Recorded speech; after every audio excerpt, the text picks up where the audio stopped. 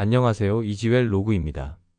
예전에는 조금만 식사량을 줄여도 살이 빠졌는데 요즘은 같은 방법을 써도 체중이 거의 변하지 않는다. 55세 이후 많은 분들이 가장 먼저 하시는 말씀입니다. 이 현상은 의지의 문제가 아니라 몸의 시스템 변화 때문입니다.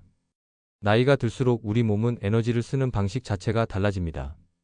대표적으로 기초 대사량 감소, 근육량 감소, 호르몬 반응 변화가 동시에 일어납니다.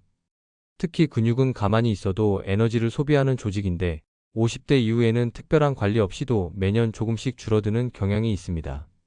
이 말은 같은 양을 먹어도 이전보다 살이 더 쉽게 찐다는 뜻입니다. 또 하나 중요한 변화는 혈당을 조절하는 능력입니다. 젊을 때는 탄수화물을 먹어도 비교적 빠르게 처리되던 혈당이 중년 이후에는 지방으로 저장되는 비율이 높아집니다. 그래서 먹는 양은 비슷한데 배만 나온다는 느낌을 받게 되는 것이죠.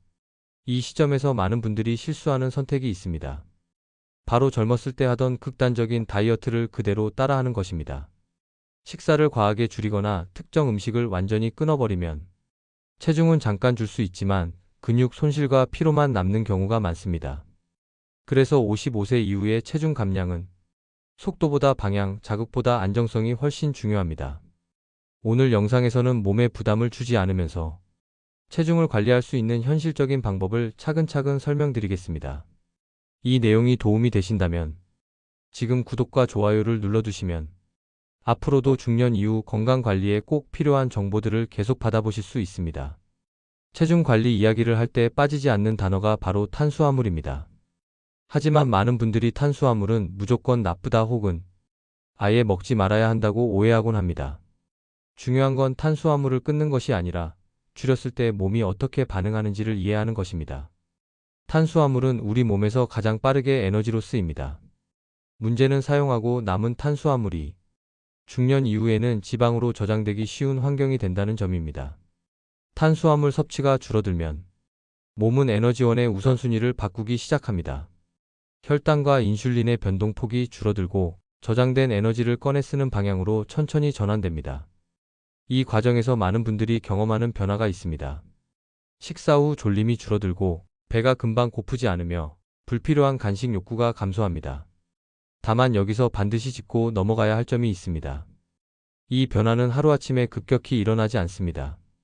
특히 55세 이후에는 몸이 적응하는 데 시간이 필요합니다. 그래서 무리하게 탄수화물을 급격히 줄이면 어지럼, 무기력, 집중력 저하 같은 증상이 나타날 수 있습니다. 이것은 실패가 아니라 조절 방식이 맞지 않았다는 신호입니다. 이 영상에서는 극단적인 방식이 아닌 중년의 몸이 받아들일 수 있는 현실적인 탄수화물 조절 전략을 이어서 설명드리겠습니다. 지금 이 흐름이 이해되고 계시다면 영상 끝까지 시청하시는 것이 큰 도움이 될 것입니다. 중년 이후의 식단에서 가장 중요한 기준은 얼마나 먹느냐보다 무엇을 어떻게 먹느냐입니다. 많은 분들이 숫자에 집착합니다. 몇 그램을 먹어야 하는지, 몇 칼로리인지 말이죠. 하지만 55세 이후에는 숫자보다 선택 기준이 훨씬 중요합니다.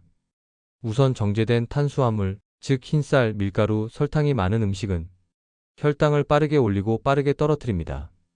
이 과정이 반복되면 피로와 허기가 쉽게 찾아옵니다.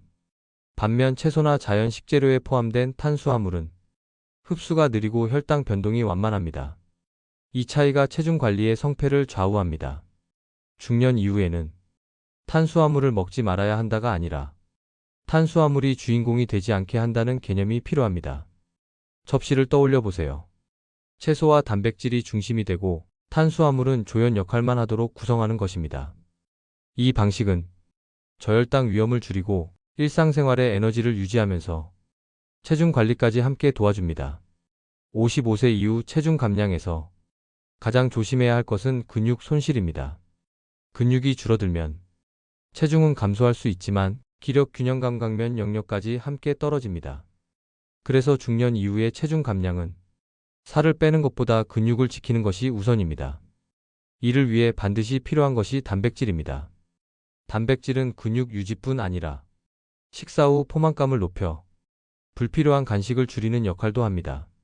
중요한 것은 한 끼에 몰아서 먹기보다 하루에 나누어 섭취하는 것입니다. 소화 부담을 줄이고 몸의 활용도를 높일 수 있습니다. 지방은 오랫동안 오해받아온 영양소입니다. 하지만 탄수화물을 줄인 식단에서는 지방이 중요한 역할을 합니다. 좋은 지방은 포만감을 오래 유지해주고 에너지의 공백을 메워줍니다. 다만 여기서도 기준이 필요합니다. 튀김이나 가공식품 속 지방이 아니라 자연에 가까운 형태의 지방을 선택해야 합니다. 지방을 먹는다는 개념보다 지방을 활용한다는 접근이 중년 체중 관리의 핵심입니다. 마지막으로 꼭 드리고 싶은 말씀입니다. 55세 이후의 체중 관리는 절대 무리해서는 안 됩니다. 특히 탄수화물을 줄이는 초기에는 수분과 전해질 관리가 매우 중요합니다. 피로, 두통, 어지럼이 지속된다면 잠시 조절 강도를 낮추는 것이 필요합니다. 또 고혈압, 당뇨, 신장 질환이 있다면 반드시 개인 상황에 맞는 조정이 필요합니다. 체중 감량의 목적은 숫자를 줄이는 것이 아니라 일상을 편안하게 유지하는 것입니다. 이 영상이 앞으로의 건강한 선택에 도움이 되셨다면 구독과 좋아요로 함께 해주세요. 다음 영상에서도 55세 이후 꼭 알아야 할 건강 정보를 쉽고 정확하게 전달해 드리겠습니다.